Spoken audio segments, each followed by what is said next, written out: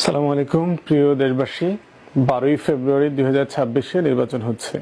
আমি বরিশাল 3 বাবুগঞ্জ মুলাদি এলাকা থেকে নির্বাচন করব এবি পার্টির পক্ষ থেকে ঈগল মার্কায়। এবং নির্বাচন করতে টাকা দরকার।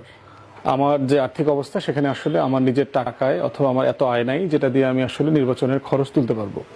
তো এই জন্য আজকের এই ছোট বার্তা, আমাকে যারা ভালোবাসেন, আমাকে যারা সমর্থন করেছেন, দোয়া করেছেন, ইভেন অনলাইনে অফলাইনে, তাদের সবার কাছে আমি আপিল করছি আজকে, যাদের পক্ষে সম্ভব আমাদের এই নির্বাচনী তহবিলে সাহায্য করবেন।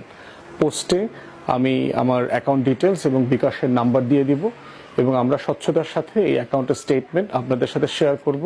টাকা পয়সা কিভাবে খরচ হচ্ছে সেটা আমরা হিসাব করে জানিয়ে দেব। মানুষের জন্য টাকার জন্য চিকিৎসা হতে পারে না, ছেলে মেয়ের পরীক্ষা দিতে পারে না, টাকার জন্য অন্যায় কাজে লিপ্ত হয়। আগে মানুষ অসহায় গরিব অনাহারে রয়েছে, চিকিৎসার অভাবে ধুকে ধুকে মৃত্যুর পথযাত্রী রয়েছে, তাদের জন্য ফেসবুকে সাহায্যের আবেদন করত।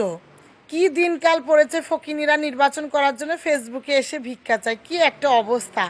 আপনার টাকা নাই, নির্বাচন করার দরকার নাই, টাকা ইনকাম করে অসহায় মানুষের পাশে দাঁড়ান, তাহলে তো মানুষের সেবা করা হয়ে গেল। নির্বাচনই করতে হবে এমন তো কোনো কথা নেই। আপনি নির্বাচন ছাড়াও মানুষের পাশে দাঁড়িয়ে সেবা করতে পারবেন। আপনার ঘর বাড়ি আছে, বিক্রি করে দাঁড়িয়ে যান। নেতা হইতে হলে তো অনেক ত্যাগ স্বীকার করতে হয়। আর একবার হতে পারলে তো আপনি রাতারাতি গুলশানে বাড়ি, দামি ব্র্যান্ডের গাড়ি। আরেকটা আমি আপনাকে পরামর্শ দিতে পারি, গ্রামীণ ব্যাংক থেকে লোন নেন, আপনি নির্বাচন করবেন। ডক্টর ইউনূসকে বলেন যে আমি নির্বাচন করার জন্য আমাকে 2 কোটি টাকা লোন দেন।